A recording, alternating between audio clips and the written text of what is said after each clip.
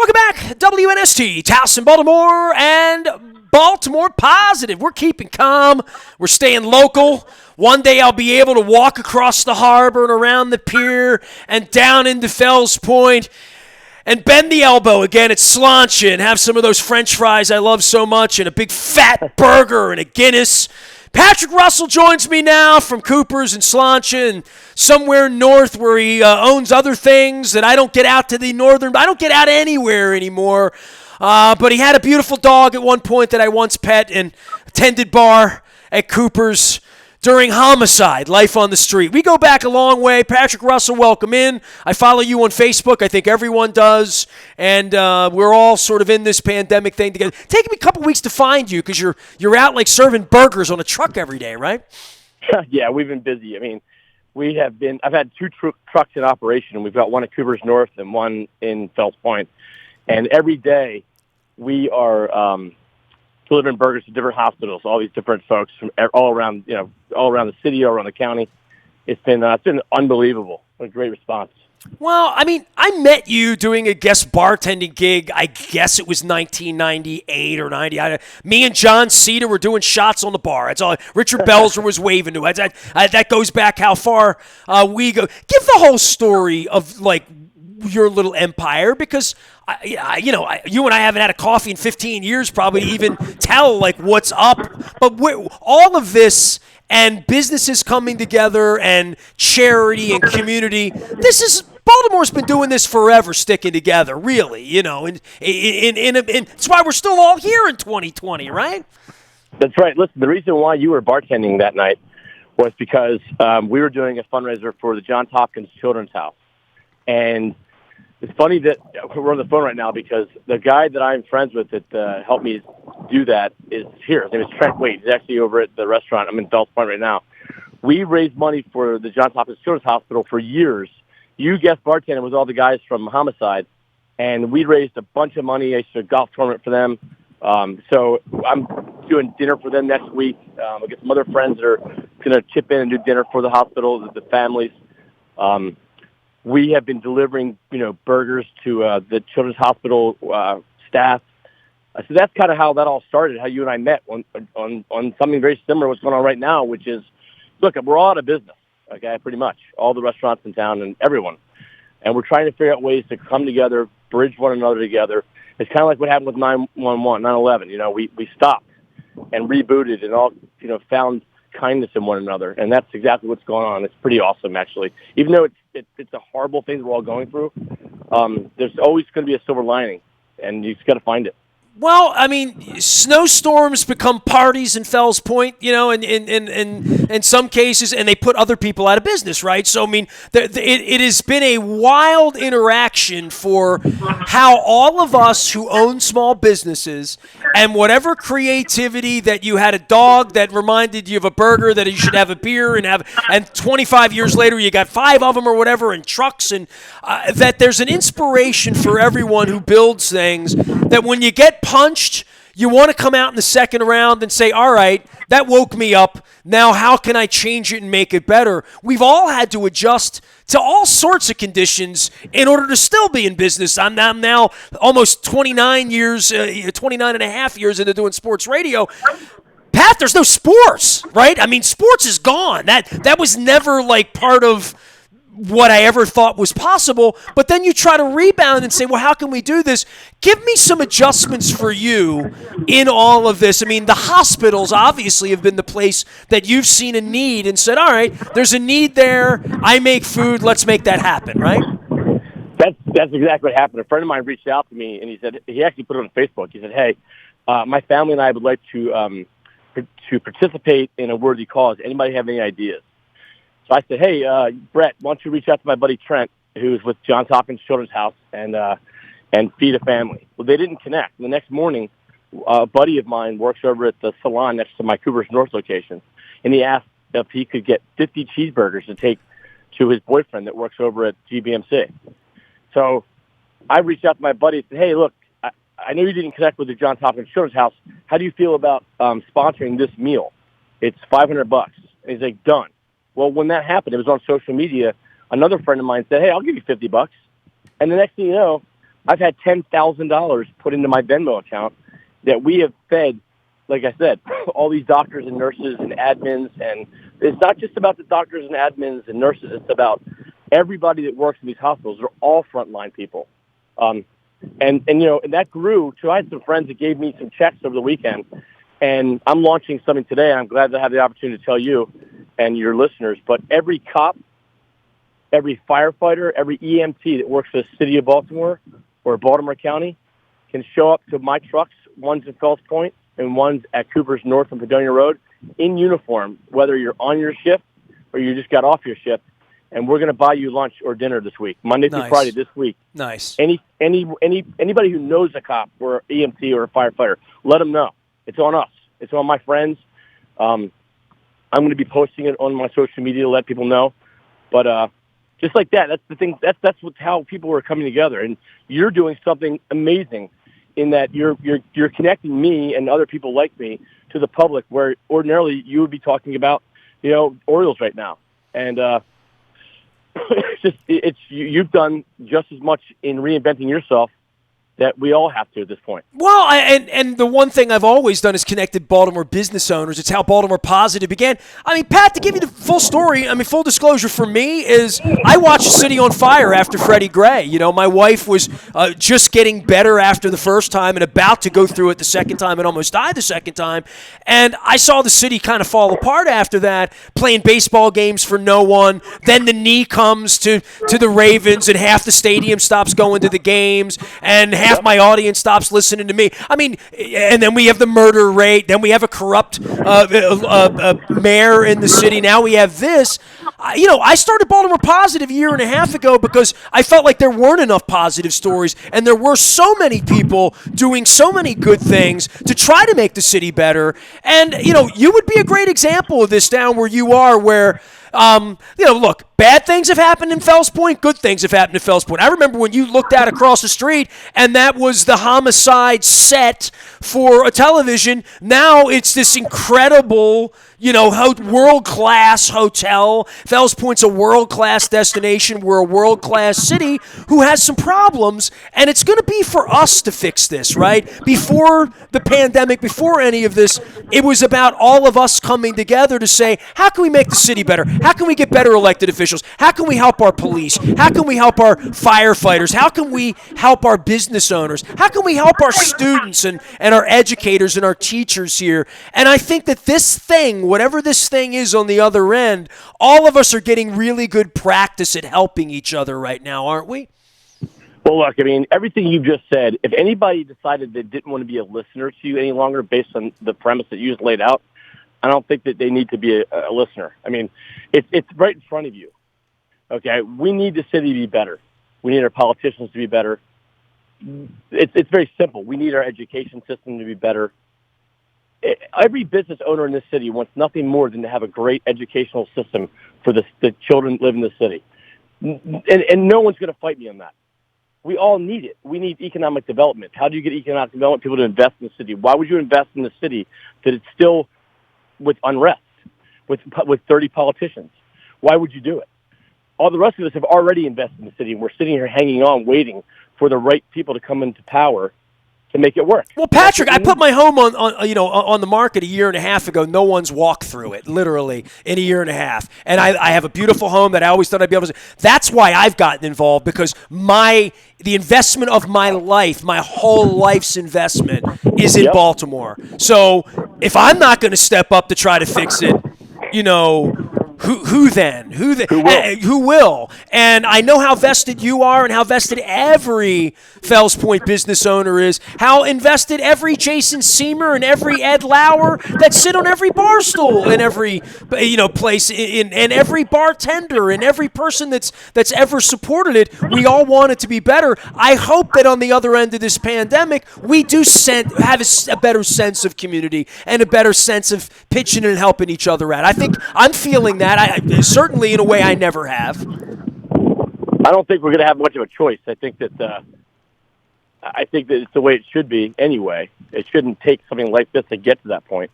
But I think that we're just going to have to head in that direction and be more vigilant. And and be more helpful to one another. It's not hard. It's easy. That's easy.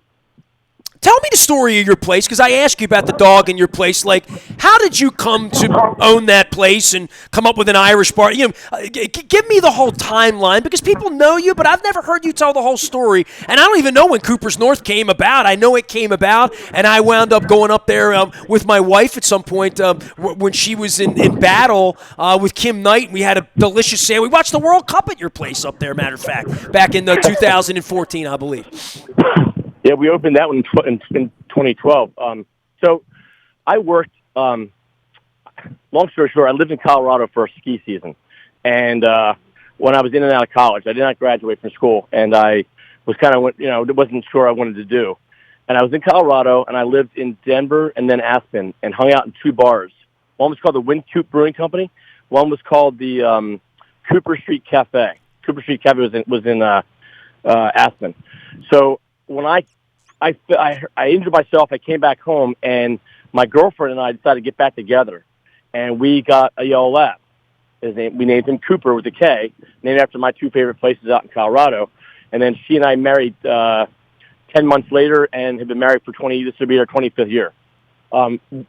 She got me the job at the 10th Street Tavern, which is where Cooper's located right now. My friend Ed Hale's mom owned the tavern. Her name is Sheila. I worked for her for 6 years, and I bought the bar and building in 1997 and turned it from the 10th Street Tavern to Cooper's Tavern.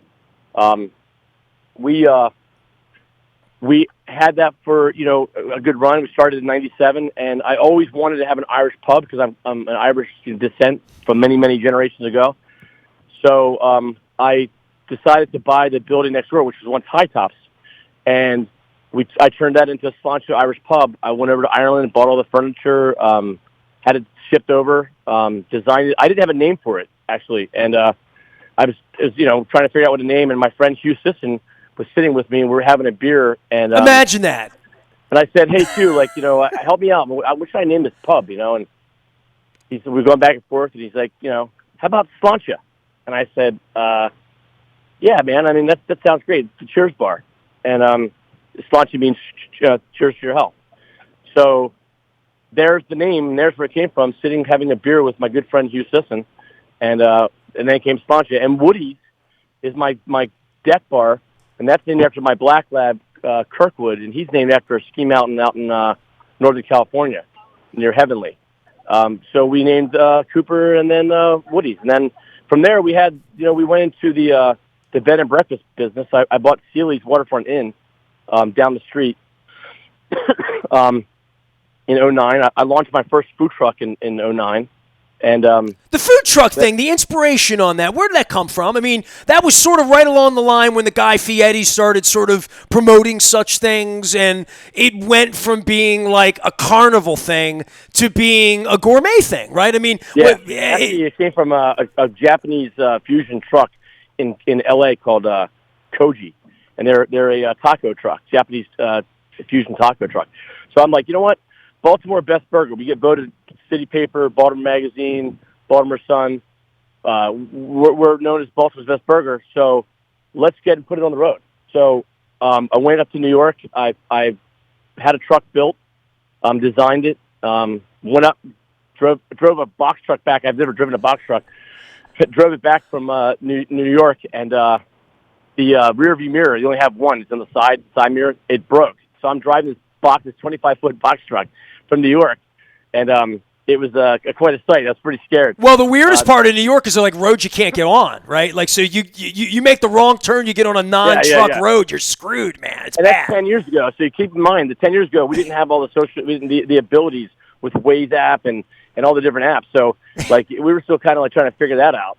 And then my second truck, I actually had it built down in Florida, and I flew down to Florida and I drove it back.